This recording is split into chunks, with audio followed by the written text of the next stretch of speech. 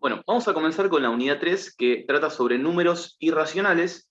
Hasta el momento estuvimos trabajando con algunos conjuntos numéricos como los naturales, los enteros y los racionales. Vamos a agregar dos conjuntos numéricos más en esta clase.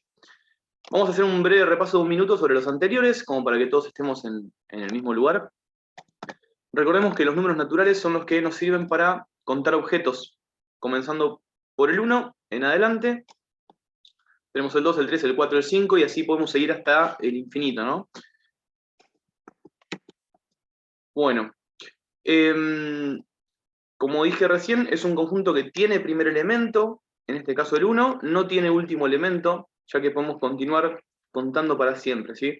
Por lo tanto, es un conjunto que tiene infinitos elementos. El siguiente conjunto que trabajamos es el conjunto de los números enteros, que contiene a los naturales, estos números que usamos para contar, a los opuestos, o sea, los mismos naturales pero con el signo menos delante, y el 0. Y los números enteros son los naturales, los opuestos y el 0. Esto lo pasamos rápido porque es a modo de repaso y ya lo hemos trabajado, ¿sí? Bueno, habíamos visto algunas aplicaciones de los enteros, hay un montón más, ¿sí? Pero por ejemplo, cuando hablamos de temperaturas sobre 0 grados o bajo cero, los pisos en un ascensor, la altura sobre el nivel del mar, ¿sí? Ahí empezamos a necesitar estos números negativos enteros. Bueno, hemos visto también el ejemplo del chinchón y del edificio. Bueno, entonces, hasta acá tenemos los naturales o enteros positivos, porque los naturales también son enteros, ¿sí? Son números redondos. Recuerden que los enteros son los que no tienen coma, y los que no están partidos de alguna forma, por decirlo eh, no matemáticamente. El 0 y los enteros negativos. Enteros negativos, 0, enteros positivos o naturales. Todos juntos forman los números enteros. Luego, y este es el conjunto del que más ejemplos vimos, tenemos los números racionales, que sí que son aquellos que se pueden expresar como una fracción, es decir, como la división de dos números enteros. Esa es la definición de fracción, ¿sí? Un cociente o una división de dos números enteros. B, por supuesto, el número de abajo, el denominador, tiene que ser distinto de 0, ya que no podemos dividir por 0 en matemáticas, si no está definida la división por 0. Por ejemplo, 2/3 es un número racional, es una fracción. Raíz de 5 sobre 2 no es una fracción. ¿Por qué? Bueno, porque raíz de 5 no es un número entero. La definición de fracción me dice que el numerador tiene que ser un número entero y el denominador también.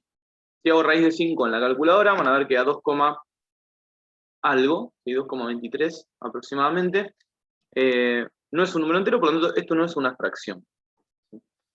Bueno, vamos a recordar los 5 ítems que habíamos tomado para números racionales, ¿sí?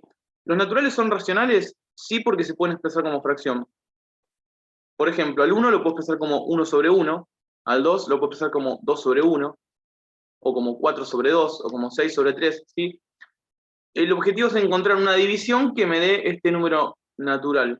25, por ejemplo, lo podría expresar como 25 sobre 1, o como 50 sobre 2, 50 dividido 2, ¿sí?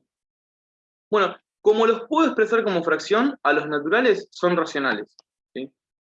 Con los enteros pasa lo mismo, ¿sí? Porque es exactamente igual, solamente que tengo un menos delante. El menos 4, por ejemplo, lo podría representar como menos 4 sobre 1.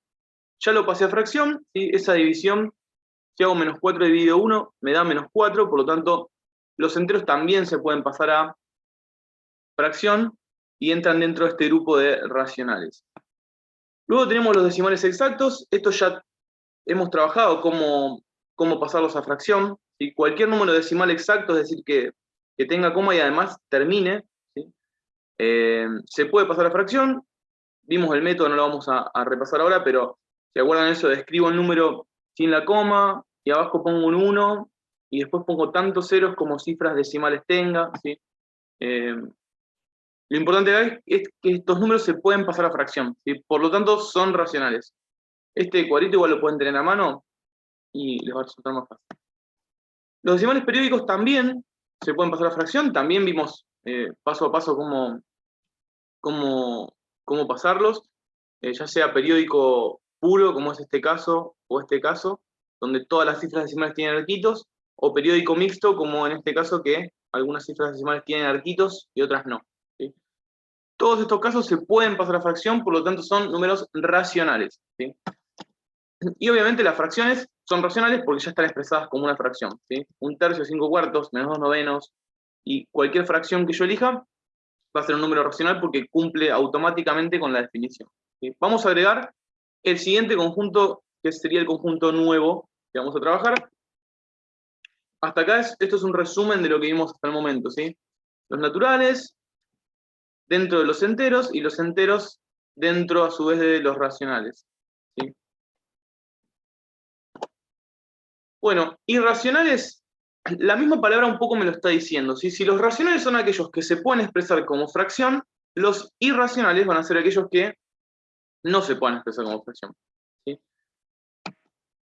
Además tiene una característica importante, que esto nos sirve para identificarlos un poco más fácilmente, ¿sí? Es que tienen infinitas cifras decimales no periódicas. Fíjense que es importante esto de no periódicas porque ya vimos que los números periódicos sí los podíamos pasar a fracción, ¿sí? En el ejemplo anterior. Pero si tienen infinitas cifras decimales que no se van repitiendo, ¿sí? Que no son periódicas, son números irracionales. Vamos a ver algunos ejemplos. El primer ejemplo con el que ya han trabajado, y creo que hasta el momento debería ser el único que conocen, es el número pi, ¿sí? Que es el número que utilizamos para calcular el contorno de una circunferencia o el área de una circunferencia. ¿Sí? Eso lo han trabajado en primer año ya. El número pi tiene infinitas cifras decimales, estas son algunas de ellas, ¿sí? 14, 15, 92, 65, pero continúa infinitamente y se puede observar que no se repiten las cifras, no hay un periodo acá, ¿sí? No hay ningún arquito. Por lo tanto, es un número irracional. Luego tenemos, y acá hay que prestar atención, las raíces de números enteros no exactas.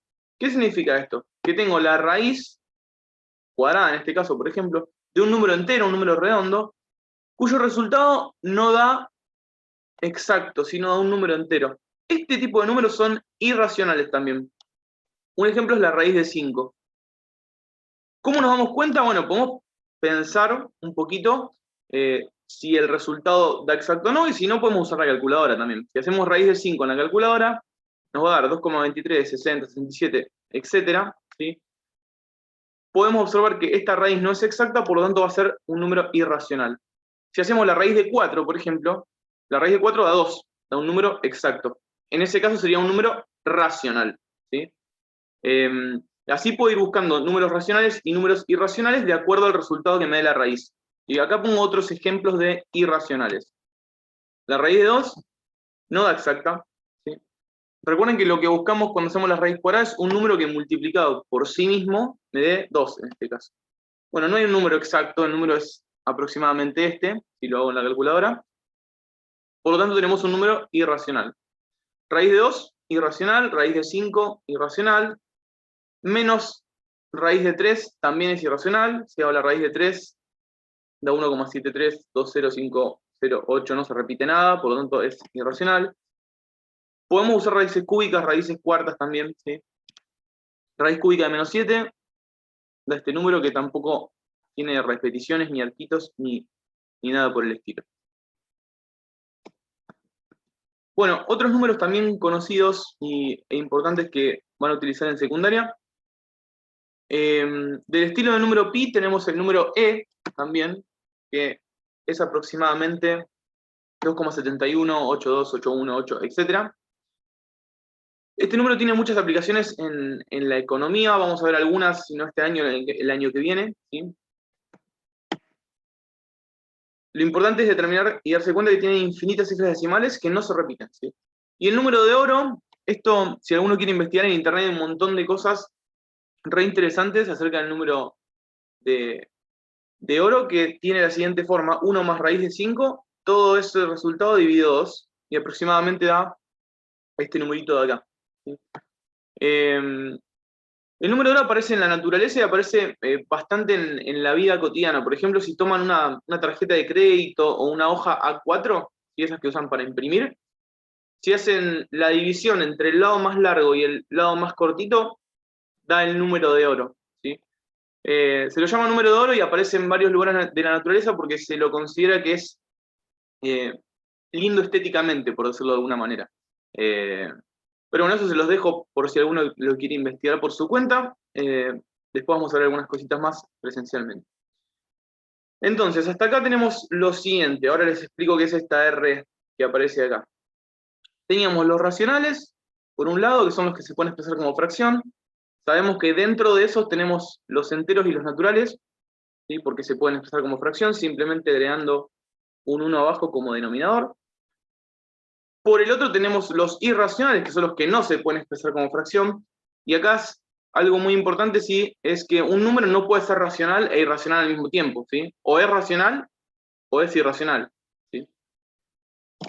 Bueno, estos dos conjuntos, los irracionales y los racionales, entre sí, es como si tuvieran una bolsita de irracionales y una bolsita de racionales. Entre los dos forman el conjunto de los números reales, que se simboliza con una letra R, ¿sí? Y acá vamos a terminar de ver el conjunto que involucra a todos los números, que es este conjunto de los números reales, ¿sí? Entonces, el conjunto de los números reales es la unión entre los irracionales y los racionales. Es el conjunto que abarca todos los números que conocemos hasta el momento. Más adelante, en sexto año, todavía falta, van a ver un conjunto que se llama conjunto de los números complejos, que está aparte de este conjunto de los reales, pero no nos interesa por el momento, falta bastante. Con esto terminaríamos la clase de hoy.